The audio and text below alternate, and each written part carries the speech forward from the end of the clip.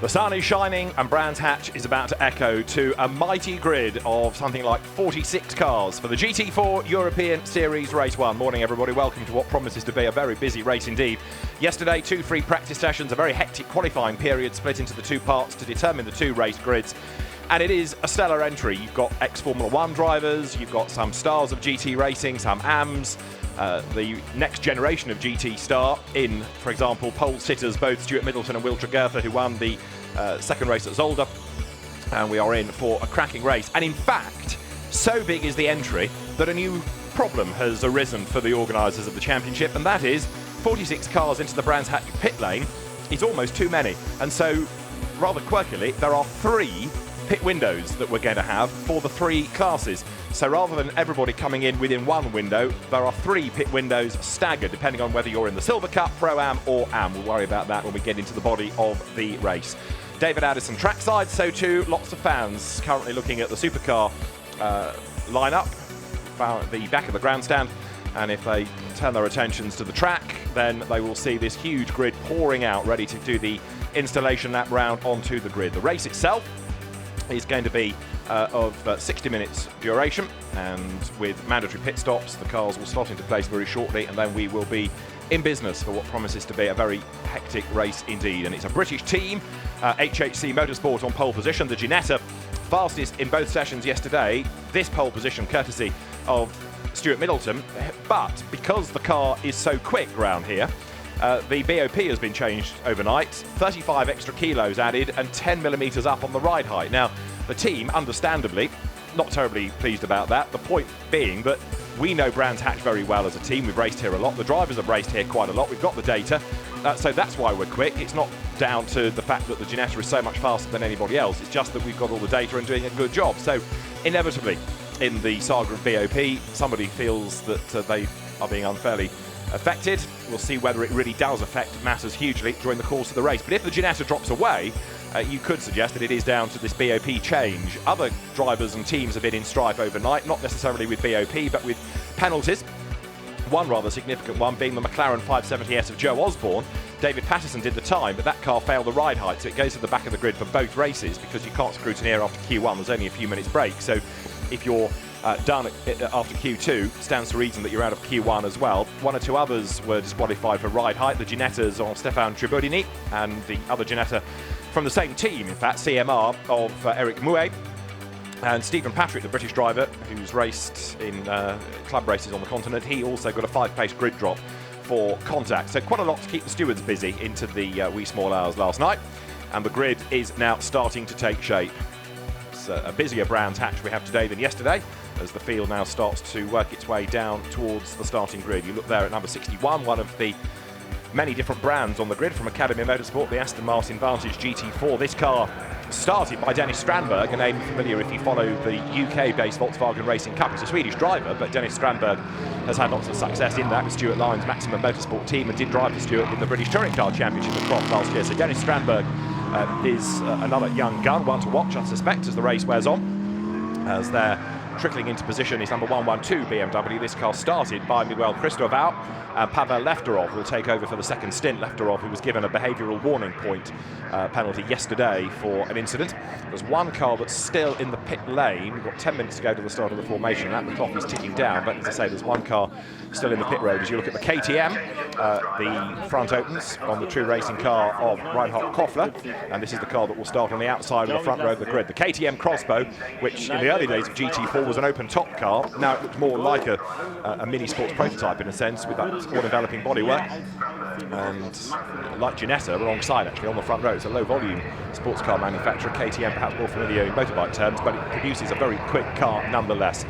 The grid still forming up, and the fans get themselves ready, and we are going to have certainly a very, very good race. There'll be lots happening up and down the order, and of course with 2 drivers to all but 2 cars, the beauty of this is that some will rise and fall depending on which driver you get behind the wheel at a given time.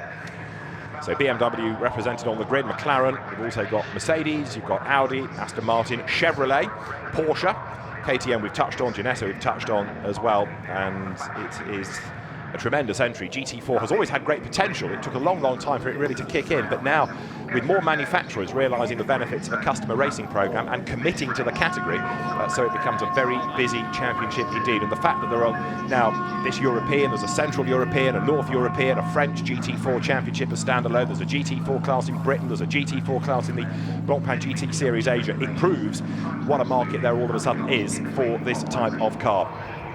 Down on the grid, pole position will go the way of Stuart Middleton, the HHC Motorsport team. The Harrogate squad of Charlie Kemp and JD Hemmings. The car now, you can just see the blue and white Ginetta trickling down into position as one of the two course cars makes its way from the front of the grid. And the championship now back under the auspices of SRO, going from strength to strength.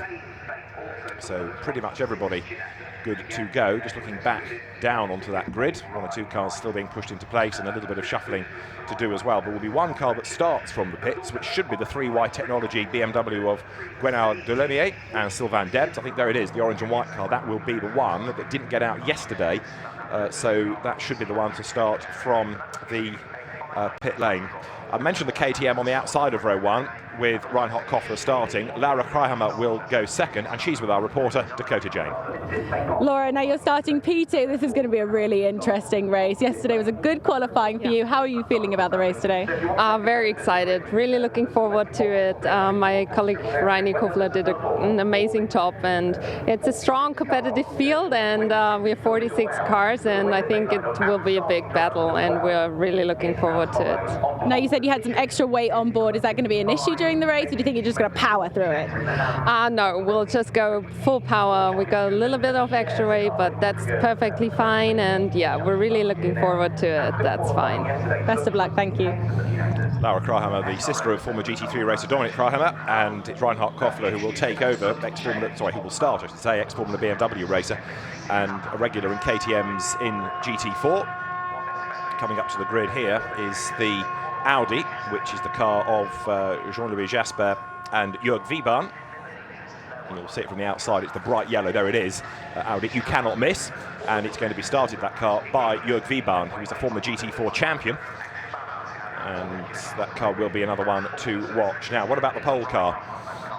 Stuart Middleton starts, Will Tregertha will go second, and this is another one that's copped some extra weight overnight. BOP changes, so let's hear from Will Tregertha. Will, the boy on pole, it's going to be a great race, isn't it? Yeah, it's been really, really chaotic, really. So many cars on track. It's really good fun. Stuart did a great job in pole by almost 7/10, really. Just managed to nail a lap and have no traffic as well, so he was pretty lucky with that. Same with me. But yeah, really excited. It's going to be a great race. And the extra weight in the car? Yeah, it'll make it a bit harder, for sure. It'll definitely limit our lap times a bit, probably make it a bit harder on the tyres, but it's only an hour race and Stuart's pretty good on the tyres, and we've been practicing trying to keep him in, so it's a bit of an unknown, but it'll be really good fun. Now the Ginettas kind of have an advantage over here in the back corners. Do you think that you're going to have an advantage? I hope so, but it's quite hard to keep people behind us and to overtake because we're a bit limited on straight line speed, so it'll just come down to whether Stuart can stay ahead for the first few laps, and hopefully we can pull away. Good luck, thanks. Thanks. So the car, as Dakota says, it's heavier, 35 kilos, and the ride height up by 10 millimetres. So what we don't yet know, because there's no warm-up for these cars, is how that will affect life. But about to be the pioneer is Stuart Middleton. Will Tregertha on pole position for his session as well, so they did a great job yesterday. They are the reigning British GT4 champions and know the circuit. HHC knows exactly what it's doing as well in terms of car setup. So that's the pole car, and we've got 1 minute to go before the formation lap gets underway. That curbing has been used a great deal over the course of the weekend. Coming out of turn 3 at Graham Hill Bend, track limit abuse, track limit warnings, track limit penalties have been commonplace, whereas coming out of Stirling's, you've got the high curb there, which has caught out the unwary and spat the odd car off the road and into barriers, indeed, over the course of the weekend thus far. What a grid, though, looking down on this. I can remember the first time the GT4 Series came to Silverstone in the first year of the championship, and it was a modest entry, to say the least, and the potential has always been there, but now finally it has been realised. It's a mouth-watering entry. This alone is a spectacle, and bearing in mind this is on the same programme as the Blancpain GT Series Sprint Cup, it's an absolute feast for GT fans. Look at that, stretching right the way back to Clark Curve. The race director then has given the 15-second signal to get everybody off the grid and prepare for the formation lap. The warming up lap there, you can see the, as it will be, pace car ready to go. And it blasts away now. Still the mechanics trying to funnel their way through the little gap in the pit wall and get into the pit lane itself. And starting from the pit lane is going to be number 39 BMW, so that will be on colder tyres, saving itself a lap of fuel should that be an issue. So the cars that have gained weight under the BOP will, as Will Tregurtha was suggesting, have to be careful of tyre conservation and brake conservation as well, because it's a hard old circuit. This 222 Porsche there is the Cayman GT4. There's the Cayman and there's also a 911 within the entry, and that's the Cayman of Nicky Leutwiler that we were just looking at a moment ago. The view from on board Jörg Wiebahn's car. So let's have a quick look at the grid. Stuart Middleton starts on pole position with Reinhard Koffler alongside him. The second row is Milan Dontje in the Audi alongside Markus Lundstrass. And then on row 3, Jakob Schober will go first in the Mercedes, and lining up alongside him is the BMW of Miguel Cristobal. Josiah Rodest is on row 4 for the Phoenix Audi squad ahead of Gottfried Pilz. Then the BMW of the experienced Simon Knapp, and the Academy Motorsport ran Aston Martin of the Swede Dennis Strandberg lining up alongside. Then comes Patrick Zamperini's Audi and Ravan Umberescu's BMW. From Luis Floss, BMW mounted, so too is Akil Rabindra alongside. McLaren next, Finlay Hutchison alongside Bart Sluys in his Sellerslach run Mercedes. Behind them comes the German girl Beitske Visser's BMW and the McLaren of Paul Rees. Then it is Nicolas Schurl with Nicky Leutwiler alongside. Porsches both. The Phoenix Audi of Jörg Wieban is next with Mark van der Aar lining up in the BMW for company alongside. Marcus Pavarud is next with the Mercedes, and it's the BMW of Ali Turkan alongside with Helmut Rödig and Eike Angermeyer sharing the next row of the grid. On the 14th row is Philippe Betke's Porsche that he shares with Marc Besseng, one to watch in the second stint. Massimiliano Tresoldi's BMW alongside ahead of Volt Natan's Chevrolet, and then Rudolf Schulte in the Porsche. Christian Danner, yes, that one, the ex-Grand Prix racer, having his first race here since 1986, is on row 16 with Giuseppe Getzi for company. Then comes J.M. Littmann, Jean-Marc Littmann and Luke Brahms alongside from Fiona James and Pascal Bachmann, with the Aston Martins locking out the 18th row. Row 19 is another HHC Ginetta of Mike Newbold, with the quick Will Burns as the co-driver. Then Lisette Brahms alongside ahead of Johan Vannerum. Soloist, Louis-Philippe Cernan with the Mercedes. Row 21 is Dario Cerati and Stephen Patrick, the British driver, with a 5-place grid drop.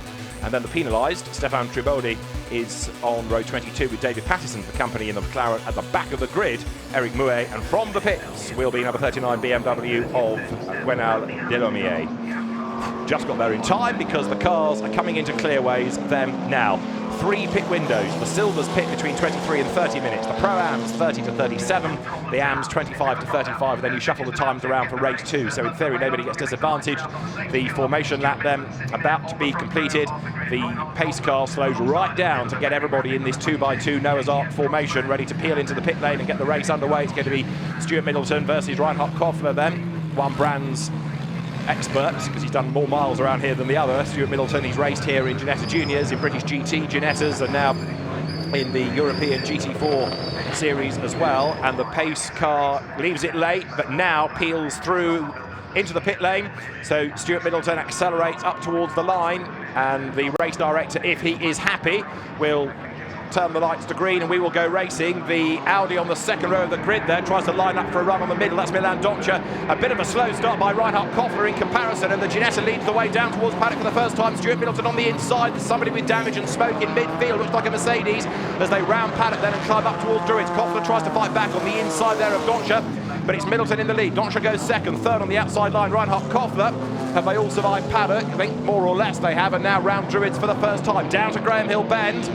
This is part of the circuit where track limits has been an issue over the weekend. You've got there, look, Jörg Wiebahn's distinctive yellow Audi up at Druids, and everybody funnels through onto Cooper Straight for the first time. Middleton it is leading at the end of the first sector. Koffler second, Dontje third, Markus Lundstrass fourth. The BMW of Umberescu is fifth, and then Jakob Schober in sixth place. And a big spin with contact, I'm afraid. 24 facing the wrong way, and the next question is, will everybody miss? Because as the cars funnel their way through Surtees, that is Gottfried Pilz sitting in the middle of the road. And I think everybody has been able to get through. Thankfully, is the safety car going to be required? Hopefully that car can get going and we will not have to have the race interrupted as the leaders go to Westfield for the first time. Still, they pour through Hawthorns. Now, this is Westfield, up through Dingledale towards Sheen Curve, and Stuart Middleton, having been able to hang on to the race lead, is getting away just a little. Reinhard Koffler running in second place. Milan Doncha is third. Through they turn for the first time. Challenge there. Looks side by side to go around the outside. Simon Knap. He's got the Audi alongside in the hands of Josiah Rodest there, but Simon Knap coming up the order. The BMW has the inside line down to Clearways. So Simon Knap goes through, picks up the pace. The leader over the line at the end of lap 1. Safety car is on standby. Safety car deployed. End of lap 1, we go safety car. Perhaps not a huge surprise, but the safety car deployed then at the end of the opening lap. So everybody now funnels over the line, and the message gets through that the safety car is on the circuit, and that's the reason why. So Gottfried Pilz out of the race, safety car deployed, and so the race order: Stuart Middleton ahead of Reinhard Koffler, ahead of Milan Doncha. Fourth, Markus Lundstrass. In fifth place is the BMW of Ravan Marescu, and then in sixth spot, 47, the Lechner-run Mercedes of Jakob Schober. Now, hopefully, this won't be too long a safety car period, because there is the short circuit, the Indy circuit. You'll see it in a moment, just to the left of the screen, where the cars can be quickly brought out of harm's way and use that then as the into the pit lane. So once the field has gone through, the recovery vehicle can be dispatched, and we can get the circuit clear, ready to go racing once more. And there's another car off the road as well. That's the Ginetta, which I fear might be like Newbolt's car. It's got an HHC look to that. So everybody funneling through, and there's more to it. So it's not just Gottfried Pilz, because you've also lost number 18, which is Wolf Natan's V8 Racing Chevrolet Camaro. The Dutch driver who's come out of Carrera Cup Deutschland, sadly, is a retirement with some damage. And there, number 50, is indeed the Mike Newbold Ginetta. So that's a big disappointment. You can see he's been all over the grass, and the air scoop is full. But I suspect in trying to avoid the spinning Gottfried Pilz, there was a tangle, and that's taken those two cars out of the race, so damage to both.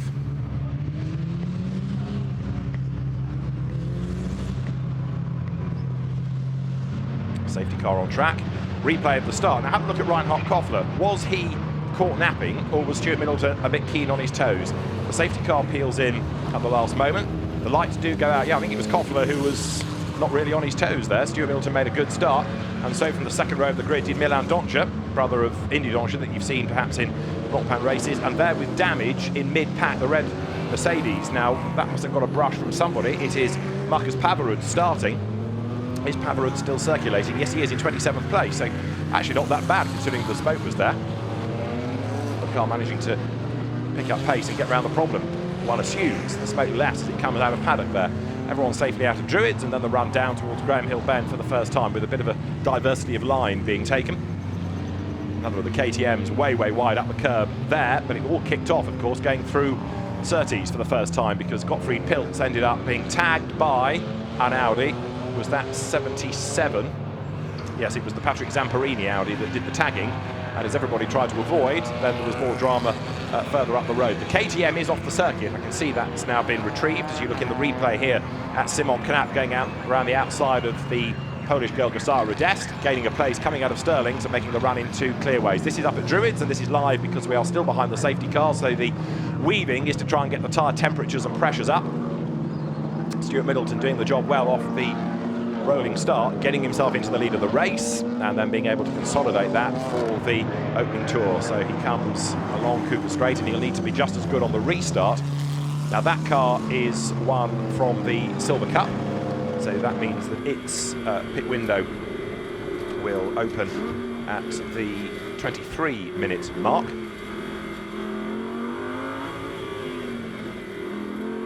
The leading Pro-Am for the moment is, I think, number 16, Markus Lundstrass.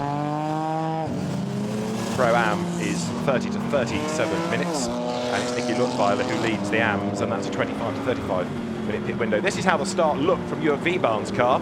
So he was away, he got boxed in a bit because the Porsche ahead suddenly slowed, so he braked, and then everybody went, so he lost a bit of ground going up towards paddock. That's always the problem with the cars ahead accelerating and slowing. You kind of really have to adopt the principle of go, not slow. So once you start accelerating, you have to keep accelerating, but if somebody lifts ahead of you and you have to hit the brakes, then a really brave move by Wiebahn up the inside gets past the Porsche and almost up alongside number 10 McLaren there, being started by Finlay Hutchison through Druids. Wiebahn goes down to Graham Hill Bend. Uses the curb on the outside, but that's all good. Only 2 wheels up the curb and then blasts along Cooper Straight in towards Surtees. Turn in, look for a bit of clear track space, go around the outside, almost run off the road. What he'd gained, he lost because he was alongside the McLaren that has to slot back in behind. The McLaren accelerates through the traffic, getting boxed in behind other cars, so trying to weave his way past the cars ahead is Finlay Hutchinson, and then turns into Hawthorne, having gained 1 place and leaving therefore Jörg Vivar in his wake. Safety car comes through again, so 1 more lap being done. And the safety car has slowed considerably as it came onto the pit straight. Now whether that was because it was felt that the leader had dropped back and needed to be retrieved, it's hard to gauge, but the pace of the safety car certainly was reduced as it came up towards the timing line just now. So it's an HHC car leading, but 1 HHC car being retrieved. And there is the other car that's caused this interruption, number 18 of Wolf Natan, Jelle Bielen, the 2015 Pro-Am champion, the co-driver, denied a run in this. So the first of the 2 races today for these cars being interrupted by the safety car. And of course the frustration here is that if you've got your quick driver in first, in the case of Pro-Ams particularly, then the work that the Pro is doing is negated because you've got less racing laps to be able to take advantage of that.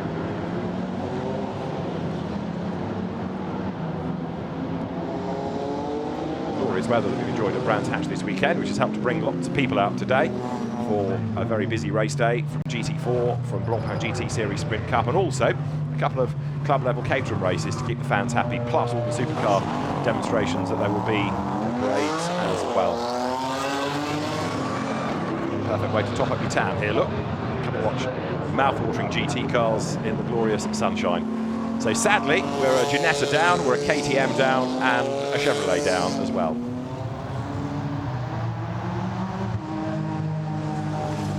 Cars turning their way out of Hawthorne. This is the second event of the season, the first having been at Zolder, where the first race was won by Milan Doccia and Nikolai Monomadsen. That's the car running in 3rd place at the moment, from Will Tregerthen and Stuart Middleton, and Pierre-Alexandre Jean and Stéphane Tribodini were 3rd in that opening race. It was Tregerthen and Middleton who won the 2nd, from Patrick Zamperini and Chava Moore. Paul Rees, another British driver, in the entry 3rd with Nico Rindlisbacher. So at the end of that, the Silver Cup, led by Tregerthen and Middleton, with a 6-point lead over Milan Doccia and Nikolai Monomadsen. The leading Pro-Ams in the championship are jointly Patrick Zamperini, Chava Moore, and Philippe Betker and Mark Marseille, the former GT1 world champion. And the leading Am, because he drives solo, is Nicky Leutweiler. So, championship with 2 races done, comes to Brands Hatch this weekend. It's equal points across both races. And there's the Chevrolet of Wolf Natan, which by the look of it is going to remain there. So the safety car comes over the line. That's now 4 laps done. Got a chance to see just what a big thing it is as BMW, Aston Martin pulls across the line. There you've got the BM, Audi, BMW, Porsche, BMW, Aston Martin, BMW, and then McLaren and Mercedes running behind.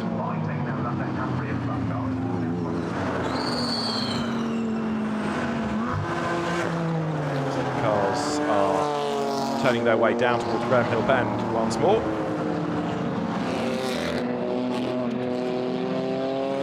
The race, 10 minutes done.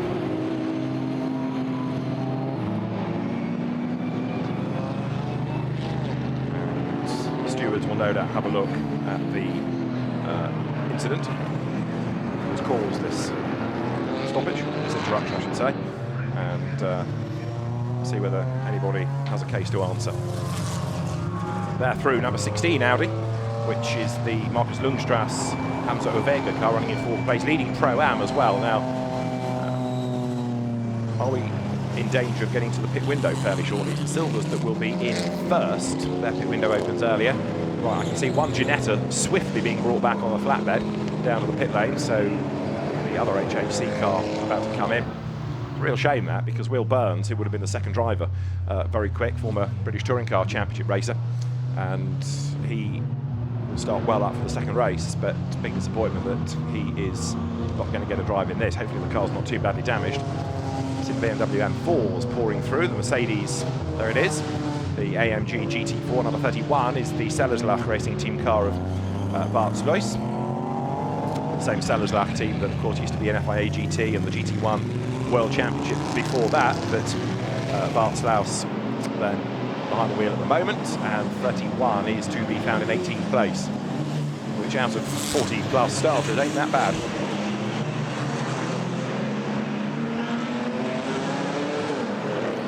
So how long before we get the race underway? Certainly one more lap. Pro-Am leader I've been mentioning in Markus Lundstrass. Second at the moment is the BMW of Newell Christobau. Third is the Audi of Casara Dest. Fourth in the Pro-Ams is the Racing One Audi of Patrick Zamperini. Then we've got 38, which is the 3Y Technology BMW of Ruud Vlos. British driver JM Jean-Marc Littmann in 9th place, taking over the car that was initially going to be driven by Jan Kasperlik, but he's on parental duty this weekend, he and his wife expecting the birth of a child, so JM Littmann steps into that car, a former Caterham racer, and enjoying his GT4 racing. He's been in the Renting series for the last couple of seasons, but coming back into top-line international GT racing. It's good to have him back, the internet company owner, and he is currently running in 25th overall. So the cars pour across the line. We're working lap 6 and we await the lights going out on top of the safety car. That's the indication, of course, that we are good to go racing, but we are not there just yet. Still, the decision I think has to be made about this Chevrolet and whether it can sit by the side of the road or whether it needs to be brought back. So everybody turning their way out of Surtees. Actually, that's a lie. Some are turning their way out of Surtees, others are stopped on the hill up towards Druids because pace is so slow. And it's a very lengthy recovery job for whatever reason. So hopefully we're not going to be that far off getting underway again. For cars that didn't seem to be that badly damaged and were parked on the grass, we've lost, what, 5 laps now? So down through Hawthorne they come. Safety car in at the end of this lap, so the teams will be very pleased. We can go back racing. And there is 222. That is the Niki Leutwiler Porsche. The AM class at the moment is led by Leutwiler. From in second in the AMs, Nicolas Schurl and Joachim Bolting. And then the third AM car is the redoubtable Christian Danner, who was last here for the 1986 British Grand Prix. He was involved in that first corner accident that caused the red flag and eliminated Jacques Lafitte from his 176th Grand Prix, which would have been a record start at the time. And it's been a long time between visits to Brands Hatch, as Christian Danner was saying yesterday. It's hardly changed at all. Still feels like the old place, but the car now is slower than his Arrows BMW of 1986. Safety car will be in now.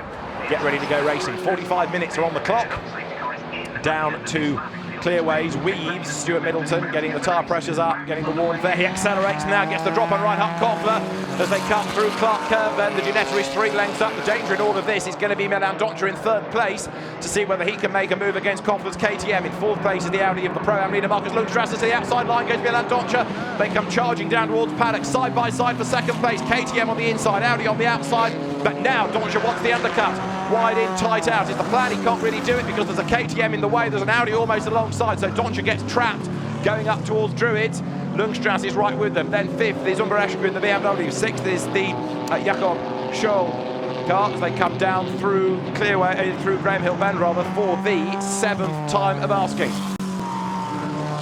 So Jakob Scholl in 6th spot, trying to go with the leaders. And Stuart Middleton being gifted a bit more of an advantage because while there Reinhard Koffler was busy defending, so the leader has been able to get away by another 2 or 3 lengths. They're still coming out of Druids, would you believe, as the leaders are on their way down towards Hawthorns. It won't be long before traffic becomes a real issue in all of this. Through Hawthorne they go, and the race leader, Stuart Middleton, then trying to break clear of the rest as they come into Westfield now. Their 2nd is Reinhard Koffler, fending off Doncia, going after the leader. 4th is Markus Lundstrass. So the Audi R8 LMS GT4s running together as the lead gap's coming down. Koffler shaking off the 4 rings and now going after the top car ahead of him, the Ginetta. So you've got the Leeds-built Ginetta G55 ahead of the KTM as they come out of Stirling's. Now up through the gears, underneath the bridge, down towards Clark Curve they will come. The 2 race leaders going nose to tail now, and it's been a good recovery lap this by Koffler, because having lost ground at the start, he's managed to put himself back onto the tail of Stuart Middleton as they come across the timing line then. Another lap in the book. The lead gap is 0.3 of a second, that's all. It's Middleton to Koffler in third place. Dodger, fourth is Lundstrath. The next pair, Umberescu just ahead of Jakob Schober as they go through paddock. And is this going to be a chance for Schober in the Mercedes to make a move up on the inside? No, he gets a face full of M4. So it is Razvan Umberescu that fends him off for the moment. Downhill they come. The pair now being caught by the number 1 BMW of Simon Knapp behind. And Simon Knapp's an experienced driver, ex-Formula Ford racer, raced here, I'm pretty sure, in Formula Ford quite a long time ago, and then raced successfully in GT3 as well as GT4 cars for a number of seasons. There is 111 BMW of Razvan Umberescu, still trying to fend off Jakob Schober. Then behind you've got number 1, there it is, catching Simon Knapp, down in 8th place now is 112, another of the RN Vision BMWs of Miguel Cristobal, and 22 hustling on then. This is a change for second because Koffler has dropped back behind Dodger going through Hawthorns, and Marcus Lundstrath comes up to challenge as well. Now, has Koffler got a problem? Is he going to be easy prey for Lundstrath then? Let's see, second, third, fourth, new order as they work their way out of Sheen Curve. Stuart Middleton trying to get away, and Reinhard Koffler has regrouped after losing that second spot, and he's now right back onto the tail of Milan Dodger as they come into the right-hander of Clark Curve, out of clearways, then up towards the end of lap number 8.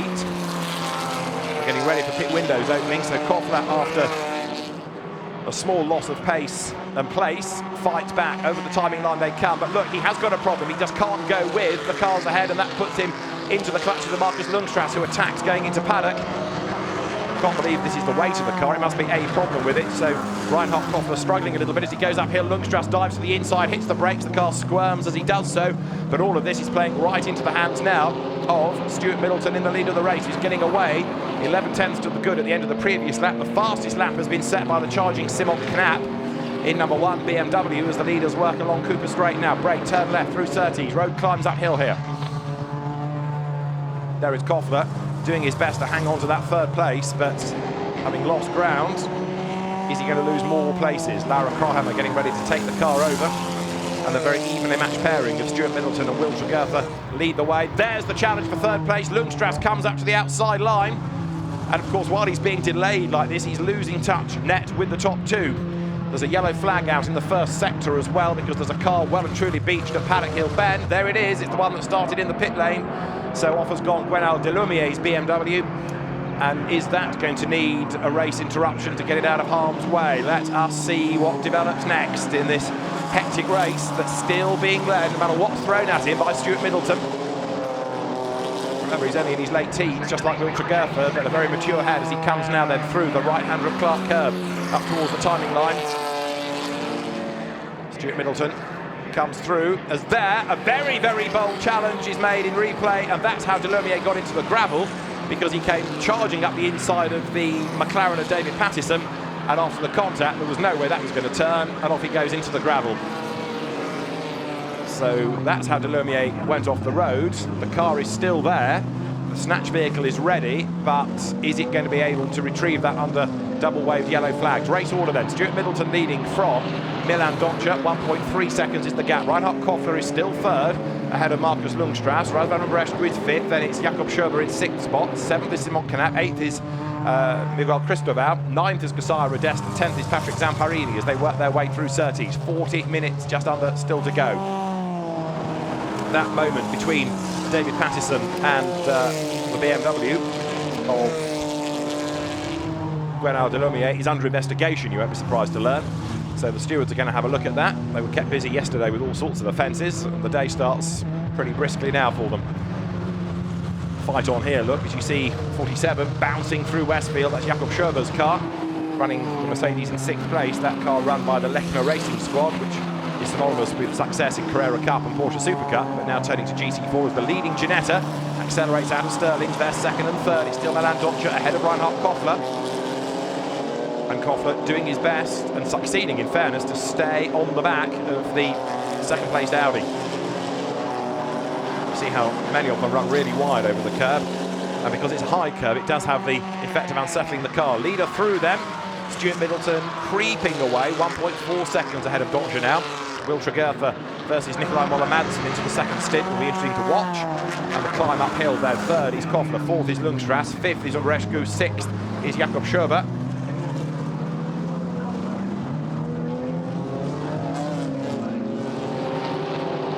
Yellows in sector 1 and sector 2 now, as they're having a look to the inside line is Simon Knapp as they come downhill. So at paddock we've got the snatch vehicle trying to sort the incident out, which thankfully means that the race doesn't need to be interrupted again. And the race leaders getting closer all the time, of course, to the pit window opening. And then in many cases you put a different pace of driver in. Let's see what develops. The safety car is on standby though. So are we going to require that? Because there's been another incident look at Hawthorns. You see the double waved yellows there. So who is it that's gone off the road at Hawthorns? Let's see as the camera pans round. It's another of the BMWs that's well and truly beached on the outside line. And I fear that that is going to need the race to be neutralised to get that out of the way. Here's the replay. The right will sort out. Which one did we lose? 38 it is. It's another of the 3 wide cars. That's Louise Floss. Floss filling the gravel trap, I'm afraid to say. So that's off the road. Not a good race this for the 3 wide technology team. And we'll wait and see whether the race needs an interruption. So it is Stuart Middleton, the race leader, coming up towards the timing line. This will be the end of lap number 11. So Middleton it is that leads the way. There in the Ginetta, yellow flags fly, and that's going to bring the safety car back on track. Second is Milan Dotscher, third is Reinhard Kofler, fourth is Lundstrass, fifth Umbrescu, sixth Schober, seventh is Knapp, eighth is Christoval, ninth is Rodest, and 10th there going through is Zamperini. And all those gaps are now going to become irrelevant because they will all close up under the second safety car period that we have. Jörg Wiebahn here comes over the timing line. Been a hectic race for him thus far, but Jörg Wiebahn running in 16th place.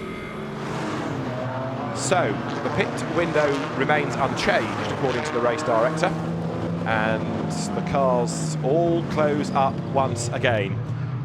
Safety cars breed safety cars, it has been said, and of course what you now have is everybody bunched up again, and therefore there's perhaps more chance of drama when we go racing. However, some will peel into the pit lane. So proper GT fan though, with his Total 24 Hours of Spa cap on. Good chap. Great race, the 24 Hours of Spa, which is the last weekend of July, and there'll be, as ever, a huge crowd there. GT cars and track fans, old and young look.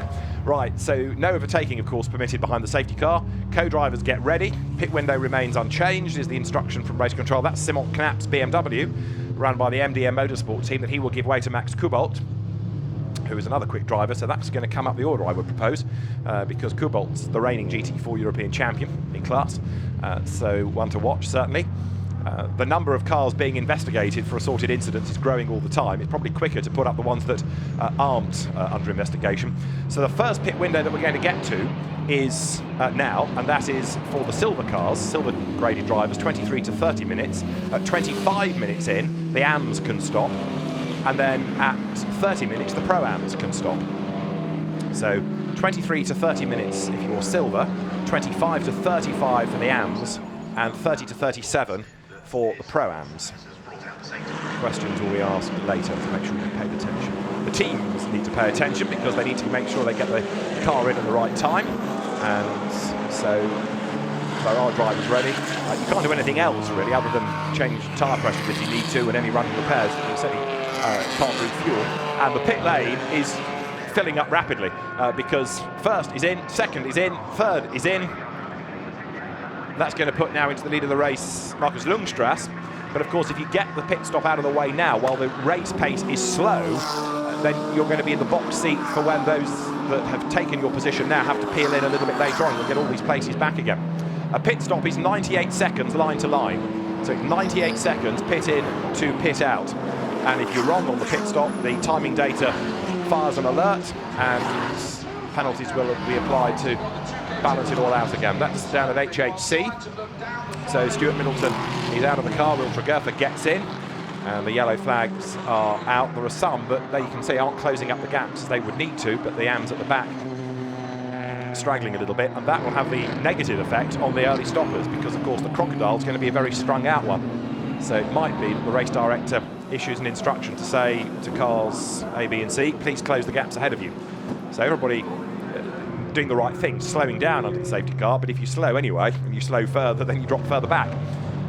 So that's why those last 3 cars have now got quite a lot of empty track space ahead. But of course also, those cars will have to peel into the pits anyway to serve the mandatory stop. But again, because the pit lane is so busy, you've got to get the cars parked in nose first. You can't have them flush to the pit bay, otherwise there's just not enough room for everybody. So again, it's a lovely problem to have. And the team's getting ready to release the cars, I can see.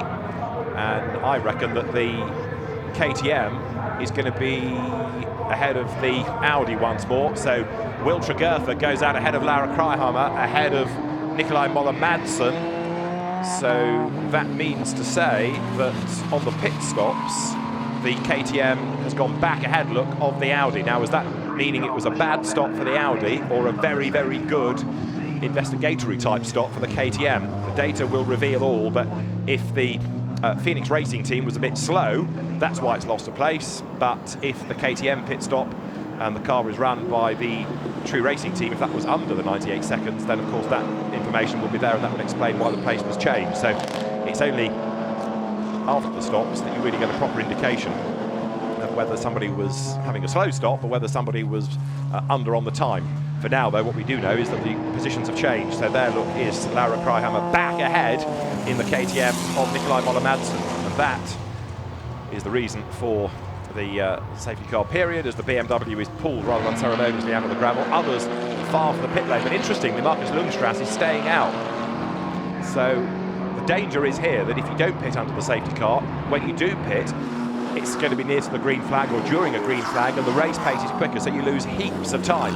So the Ginetta of HHC, Stuart Middleton and Will Tregurtha's car, really is in the pound seats here by being first in, and should, when all the pit stops unwind, maintain the race lead.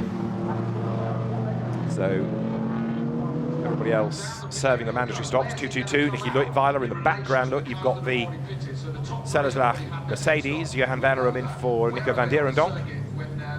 1 out, 1 in. And those that have stopped are about to come pounding over the line.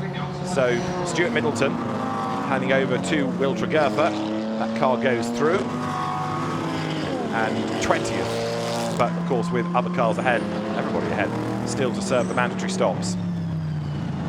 So this is where the timekeeping service run by Swiss Timing comes into its own to sort out the order as people peel into the pit lane. And all these different pit stop windows have to be taken into account as well.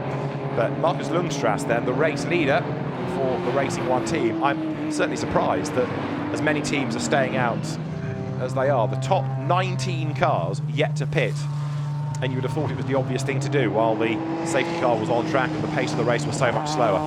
So there's Lundstras, that's the leading car. Out of Westfield, the road drops down through towards Dingledale, climb up the other side into Sheen Curve, which was the undoing of 1 or 2 yesterday in different practice sessions and support races. And then there's the left at Stirling's, where we had a sizable accident in the first Blancpain GT Series Sprint Cup session today, which annihilated one of the Mercedes. It was rebuilt, it was a big hit. And there, Chevrolet Camaro through. So is Lundstras going to pit this time? Lights still flash on the safety car. No, another lap done. In comes Razvan Umbrescu though. Also Messiah Radest comes in.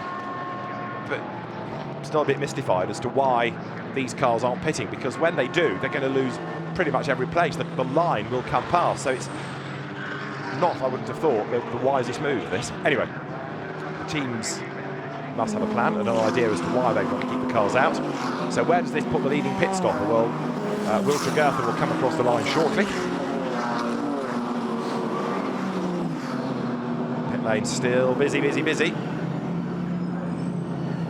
I suppose the other reason, in fairness for all of this, is that for the Pro-Ams, that window opens later, doesn't it? Apologies. So Lundstras can't come in yet, forgive me. So, because that's a Pro-Am car, he's got to wait for at least 1 more lap, and that's going to hurt them because the safety car's in at the end of this lap, and he'll be able to be in on this lap, but the timing is all wrong.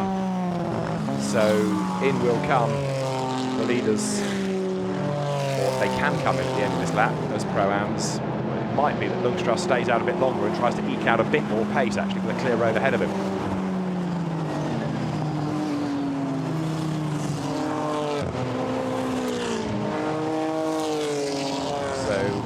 done now 31 and a bit minutes, so that means the window is open, or has been open for everybody, but only now can the Pro-Am cars come in. So it was the different windows that was tricking me for a moment, and so Lundstrass can now come in, and so can Christopher behind him. The third place car is Nicholas Schurl, and that's an AM. He can pit, actually, his window's already open for him. So the safety car is in this time, but it's the Pro-Ams that will be affected in the overall competition. It won't necessarily hurt in terms of the class battle in Pro-Am, but it certainly will for overall honours.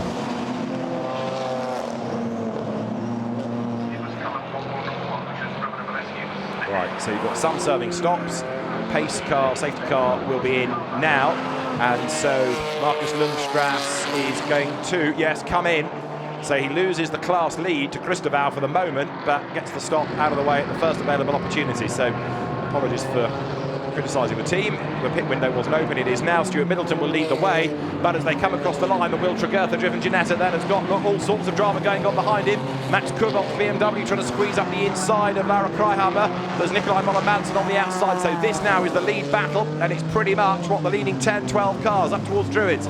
It is up front then in 55, Ginetta now, Will Tregurtha trying to get away while everybody scraps behind him. Lara Kreihammer is second, round the outside line comes number 1 BMW, Max Kubolt tries to get up past Moller-Madsen, can't do it, gets run out wide, and so now Ricardo van der Ende out of nowhere, look, in the number 10 McLaren, taken over from Finlay Hutchison, goes for the inside line, 2 wheels on the lawn. Can he get through? Not quite, tries to force the door open, but it didn't work for him as they come now out of Surtees, side by side. It's still this great battle between KTM and Audi for second spot, but it's playing into the hands of Tregurtha, who is getting away for the race lead then. Ricardo van der Ende there in the McLaren, I think, could be the next danger in all of this, because he's leading, he's running in that leading group and looking to make further progress. And van der Ende, a very, very quick and very experienced driver, synonymous really with GT4 BMWs, but now adapting well to the McLaren and brought into the mix thanks to that safety car period, with the less experienced Finlay Hutchison having done the first stint.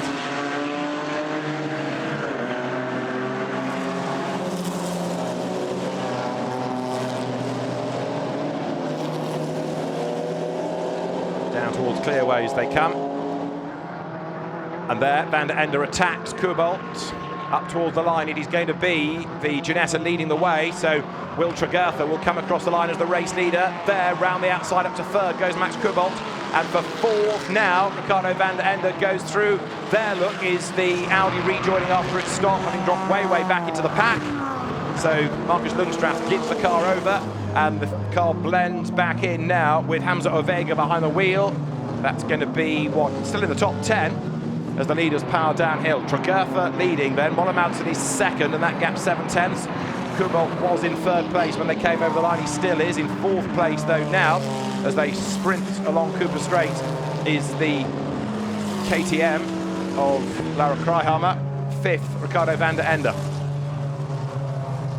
So their number 1 BMW, Max Kubolt powering downhill. Van der Ende looking to try and gain further ground on this lap. And also up front, Tregurtha trying to get away from Nikolai Moller-Madsen. It's Ginetta versus Audi for the lead. Whoops, that is van der Ende being given a squeeze by Lara Kreihammer, and off the road he goes, and hard into the barrier goes Ricardo van der Ende.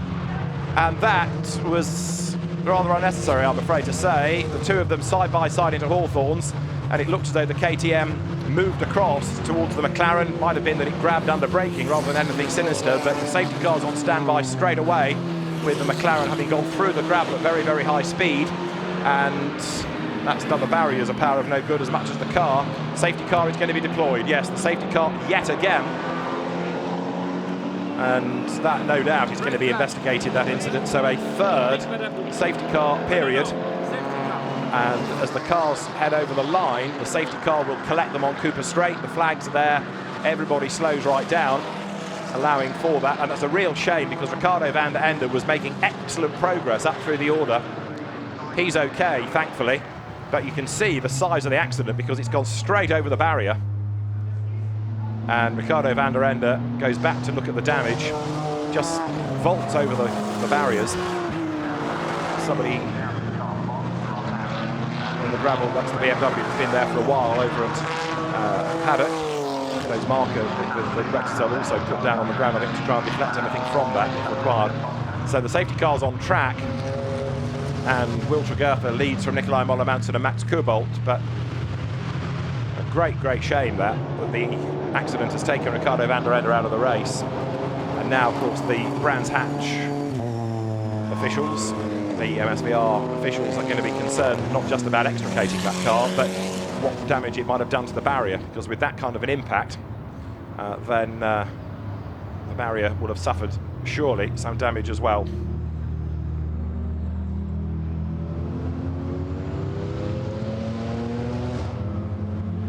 And straight away, the GT4 team sending messages to race control asking for that accident to be investigated, and no doubt it will be.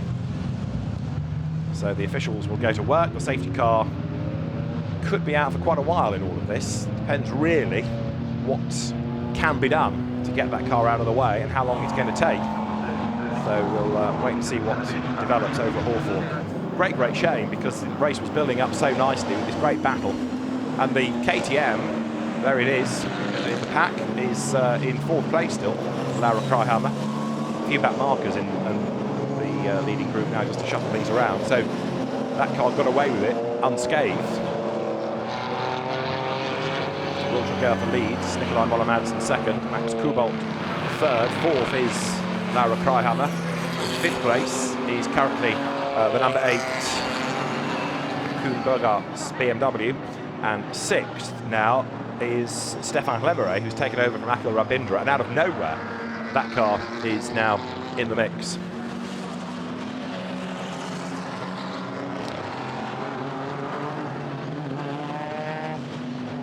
So here it is, van der Ende to the outside, and the KTM just moves across.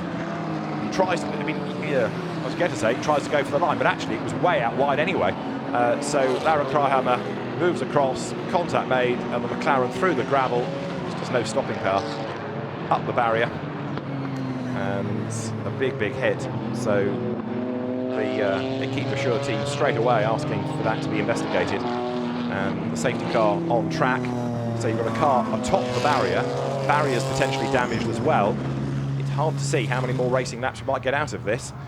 There is Ricardo van der Ende, who is okay, bit shaken no doubt, but the good news is that he's fine, and the marshals that are at a very high speed part of the circuit are okay as well.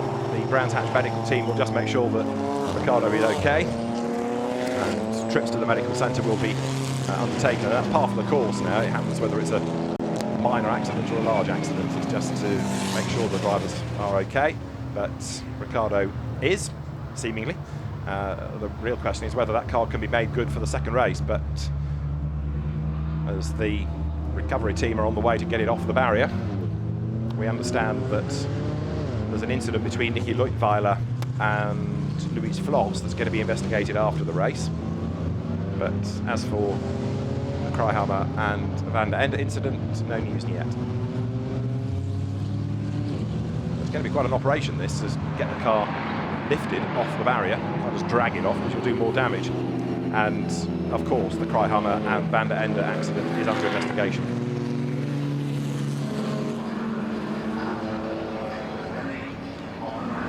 So fans in the stands enjoying the weather. The drivers now, of course, at a slower speed, getting less air into the cars and are starting to go up in temperature. Enjoying life a little less, potentially, at this reduced speed. So it's been a third safety car period race, very sadly affected by the safety cars. And the one constant is the excellent run for the HHC Motorsport Ginetta up the road ahead, where now Will Tregurtha carries on, albeit under the safety car, the good work of Stuart Middleton. Just to go back to number 16, which is the Marcus Lundstrasse Audi, that did lead until its pit window was open, and apologies for suggesting it could have come in earlier. Hamza Ovega has taken over that car, and it is a long way down now, in 36th place, a long way back in class, 12th in its class. Going up towards Druid, there it is, through the shot. Hamza Ovega at the wheel of it. Joe Osborne from the back of the grid in the David Pattison McLaren is making a bit of progress now, 35th, helped perhaps by the safety car, bunching people up, hopefully for a restart. 19 minutes to go. The real question is, until you get the McLaren off the barrier, you don't know what damage has been done to the barrier. And if anybody else goes off, what consequence would that have?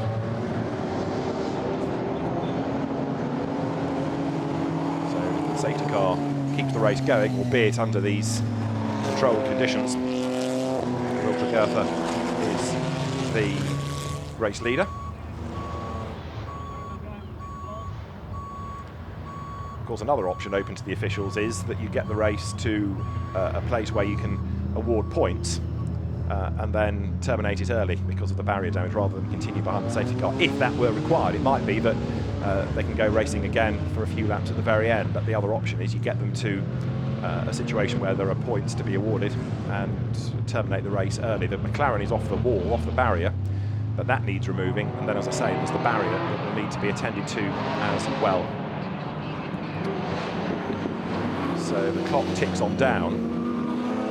I have to say, given the fact that it's the barrier that's been attacked and that would need work done, it would not be a surprise if we didn't get to 75% and stop, but the race continues. And then the officials will make, of course, the decision. But William Watte, who is the race director for the European GT4 series, will be keeping an eye to all of this. He'll be in contact with the local officials, of course, in race control, and they in turn will be in communication with the marshals and the track staff over at the incident zone, and with all the information relayed and the rule book to hand, a decision will be made on what happens next. But for now, that will put 20 laps in the book as they come across the timing line. Charlie Kemp in the background in the white shirt, the brains, or half of the brains, along with Jodie Hemmings behind HHC Motorsport. Charlie himself, no mean racing driver, largely in historics, very rapid racer a few years back. These days enjoying the challenge more perhaps of engineering cars and actually bringing on young drivers. It's been a real boon, I know, to Charlie and to Jodie to take people from Ginetta Junior racing and grow with them. The ultimate aim, I think, is to go to Le Mans for 24 hours, but the team is growing, and you can see the success here, taking on the best of the European GT4 squads and winning potentially for a second time, as well as having won in Ginetta Championships and British GT. Driving and developing young drivers, something that Charlie, who's done a lot of driver coaching in his time, certainly relishes. So 16 more minutes are open to the race, and down towards the right-hander of Hawthorn into the incident zone come the cars. Ricardo van der Ende we saw thankfully out of the McLaren, and as they come through Hawthorns now, we are at 15, just under 16 minutes still to go. Safety car slows right down, comes towards Westfield, and Will Tregurtha, the race leader.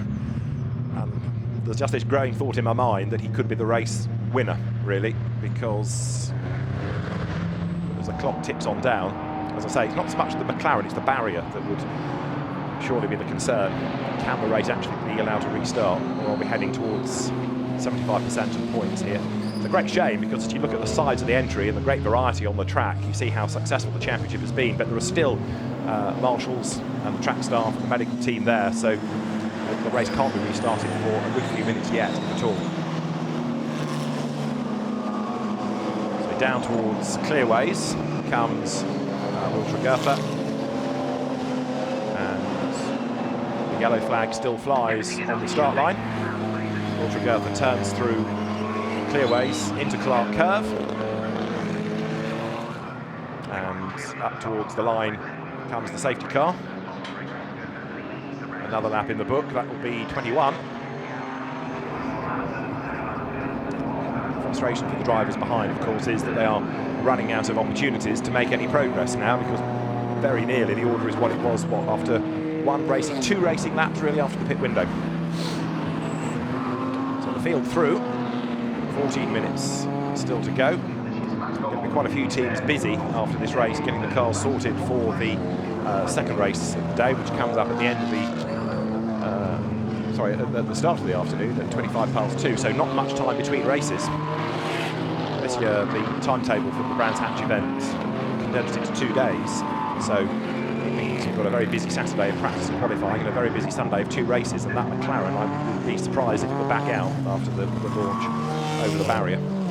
Front damage, hoses, pipes, suspension, bodywork, you name it. 13.5 minutes just over. Will Tregertha leads the way in a stint that hasn't really afforded him very much to do yet. He was able to do a couple of racing laps, give or take, and managed to hang on to the race lead, which could have turned out to be crucial, depending on what does develop. But that car has dominated this race, dominated the weekend pretty much. Down towards Hawthorns they come, and the yellow flags wave. Got one car just leaving the pit lane, in fact, which is number 111 BMW, the Razvan Marescu, now Gabriele Piana BMW, that's dropped. Oh, actually, no, it's stayed on the lead lap. It's had a pit stop, but it's still on the lead lap.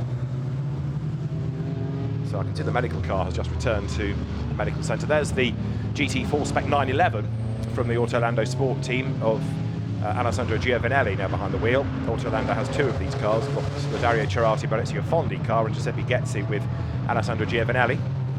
There were plenty of Caymans, but only a couple of GT4 911s. And the classes, well, the Silver Cup, Will Tregertha, Stuart Middleton leading from Nikolai Moller-Madsen and Milan Doncha, and third, Simon Knapp and Max Kubalt. The leading Pro-Ams are way out of sequence because of the different pit windows, and it is now the Cedric Freiberg House Messiah Rodest Audi from Mark Laseng and Philip Bitker, and then third of the Pro-Ams is Patrick Zamperini and Shaba Moore, and the leading AM is 76 Porsche, which is Giuseppe Gezzi and Alessandro Giovinelli from Nicky Leutweiler, and then third of the AMs is Johan van Rum and Nico van Dierodonk. So we've got the leaders coming over the line, yellow flags still fly, and that now takes us to 22 laps, and the red flag comes out because we have now done 75% and the race will be stopped. And Laura Kryhammer is being given a 20-second penalty for the incident involving the McLaren. So a 20-second penalty will drop that car way, way down the order, with everybody being condensed like this. But the race is stopped. We have reached 75%. This is what I was suggesting might happen. So the race has been taken to a point where it can be stopped, the barrier can be repaired, and points can be awarded. It's a shame it has to end that way, but realistically it's the only option for the organisers. You get it to a point where you can award the points. Now here, look, Van der Ende, there's plenty of room. There's still room, the KTM moves across, there's contact, he's on the grass, bounces over the gravel, can't slow the car down, and then, as it sort of straightens, it spears towards the barrier, kaboom. Marshals take cover, the very brave Marshals on the outside. The tyres, the recticel, the barrier, all hit. McLaren suffers front damage and no doubt chassis damage. No restart for the race, red flag, result declared. It was realistically the only option, as I was predicting. You get to 75%, you can award the points, and the job is done. And the officials can now go to work and use this extra time, because of course they've just bought themselves effectively 12 minutes extra to go work on that, with the necessity to keep things on the timetable for the purposes of the next race and live television coverage for that as well. Big, big shame, really is, because the GT4 European Series bringing these huge grids of excellent cars and excellent drivers in the main to Brands Hatch, and it was building up to be a really good stint, but just one incident like that with two drivers going for the same bit of road. I still think Ricardo van der Ende couldn't have done much more. I mean, he had the track space. The only thing he could have done was drive onto the grass in avoidance, so that little bit of contact between the two. The stewards have looked at it. They decide that Laura Kryhammer is at fault, whether deliberate or not. A 20-second penalty awarded, and that puts that car down to 23rd place. 23rd place for Laura Kryhammer and Reinhard Koffler. But it is a win for two British drivers and a British team. And Will Tregertha and Stuart Middleton will, in a moment, make their way as happy drivers to the top step of the podium. Perhaps not the way that they would have wanted the victory to come, but a win is a win, it's a win. The real frustration must be taken by Nikolai Moller-Madsen, who never got a chance to really attack. And Jody Hemmings there from HHC scratching his head. An excellent job done, and Charlie Camp will be around there somewhere, I'm sure, the other team patron, celebrating a good win. So top job done by both, and by both drivers as well. Still in their late teens, Will Tregertha and Stuart Middleton, but proving that the next wave of talent is very much here in British GT racing. Will Tregertha smiles. Didn't have to do much in that, but a win is a win. top job for Will Tregurtha, and Nikolai Müller-Madsen and Max Kubolt coming home behind. Max Kubolt up from 9th on the grid. So 3 safety cars and a red flag at 75%. That's some good racing in the meantime. So the winner, Will Tregurtha, Stuart Middleton victorious. Dakota Jane, our reporter, is in Park Fair. Will, well done. That was quite an interesting race, wasn't it? Yeah, I didn't get too much time in the car under grief running, but Stuart did an amazing job keeping the other cars behind. It wasn't easy. The box put us back a little bit, but we were quite lucky with all the safety cars. And I just can't fault the preparation of HHC. The cars were just amazing, and all my sponsors and my parents as well. Stuart's done an amazing job. Really, really happy. Race 2 this afternoon. Good luck for that. Well done today. Thanks. Thanks. So, well done to Will Tregurtha. Let's see what pans out in the second race. The Equipe Verschoor team are, for sure, not happy at all about the way that Ricardo van der Ende's race ended. But let's hope that that car can be repaired for later on. Well, let's try and clarify the results, at least with the penalty applied to the KTM. Stuart Middleton and Will Tregurtha win the 3rd race in this year's GT4 European Series from Milan Doncia and Nikolai Müller-Madsen. Simon Knapp and Max Kubolt 3rd from Mark van der Aar and Koen Bogaerts. 5th, Akhil Rabindra, the Indian driver, and the Belgian journalist Stefan Lemeret from Dennis Stramberg and Jan Jonk. Bart Slaus and Bas Schouten next from Stefan Tribodini and Pierre-Alexandre Jean, who came up from the 22nd row of the grid. So brilliant drive up from where they were. Then Ike Angermeyer and Stefan Cox ahead of Giuseppe Ghetti and Antonio Giovinelli, the winning AMS, taking 10th place. Lower down the order, 20th is where you find the winning Pro-Am, Josiah Rodest and Cedric Freiberghaus, ahead of Philippe Becker and Mark Bosseng, and then Patrick Zamperini and Shaban Moore, with 23rd now being where the KTM of Reinhard Koffler and Laura Kreihammer drops to after the incident and the penalty, all duly applied.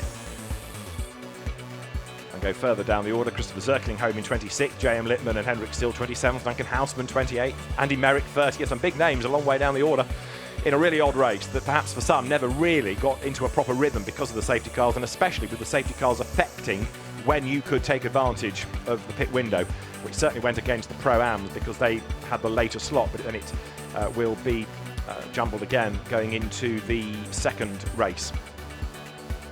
So quite a few drivers and cars and teams not getting to the end, and therefore with damage that needs to be sorted. The podium is being made ready. The drivers will make their way up there very shortly. Some very happy fans enjoying this great selection of GT cars.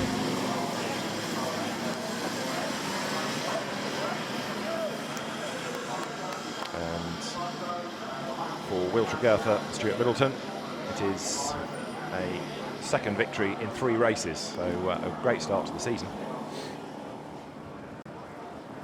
They will make their way shortly up to the podium, and as they do so, let's catch up on the highlights of what was certainly a very lively first GT4 European Series race. It began with this monster field pouring into Paddock Hill Bandon.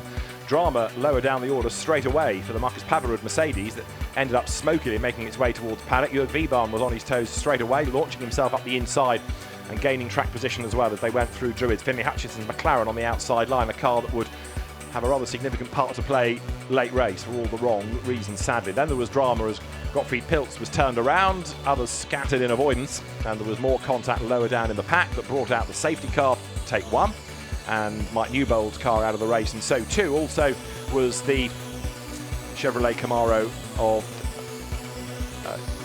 Rolf Natan. Drama then for the BMW. Off into the gravel bed went Gwenal Delomier, and also off Louis Floss over at Hawthorne. That car into the gravel as well as debris scattered into the face of Jörg Wiebahn.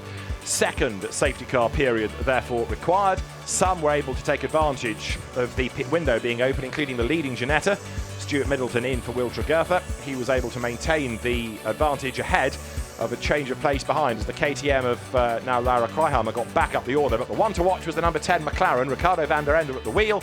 He'd taken over from Finlay Hutchinson, and on the restart of the race was straight back into the mix. He tried to gain track position going up towards Druids. So also did Max Kubolt on the inside of Nikolai Müller-Madsen. But it was down at Hawthorns where Lara Kreihammer moved across on the McLaren. The car was spat across the gravel and bang into the barriers. So with the barrier damaged, Ricardo van der Ende okay. The race was taken behind the safety car to 75%, and then the red flag waved to stop the race, but full points to be awarded after a lengthy safety car period and a win for the Ginetta squad of Stuart Middleton and Will Tregurtha. They will make their way up to the podium very shortly, and the teams at the end of what was certainly a dramatic race, with now quite a bit of work to do before we get to the second instalment later on in the afternoon. The race due to get underway at 25 minutes past, or we're on air rather, at 25 minutes past 2 local time. Race will start at 14:35 local time, and we're 10 past 11 here as the barbecues are lit at Brands Hatch for either a late breakfast or an early lunch. So we'll get the drivers up there very shortly, and for the GT4 teams there will be not only the race presentations but also Satina watches to be given to Marcus Lundstrass, to Nicholas Schurl and Stuart Middleton as class pole position award winners as well. Satina part of the Swatch group, as is Blancpain, and energetic supporters of motorsport, having been the timing partner of a number of championships and indeed World Rally Championship over the years, but now lending its name to the GT4 European Series. So we wait the drivers for the podium.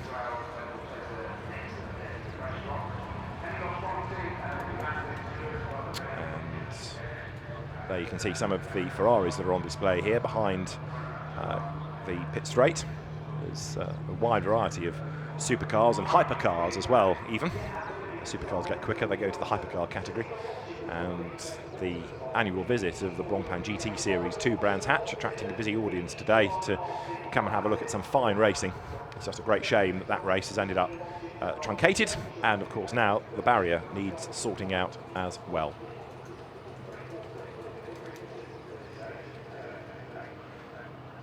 And as the drivers make their way to the podium, we'll look forward to your company later on in the day for race 2. 25 past 2 local time, we'll be back for that. For now though, from Brands Hatch, from David Addison, it's goodbye.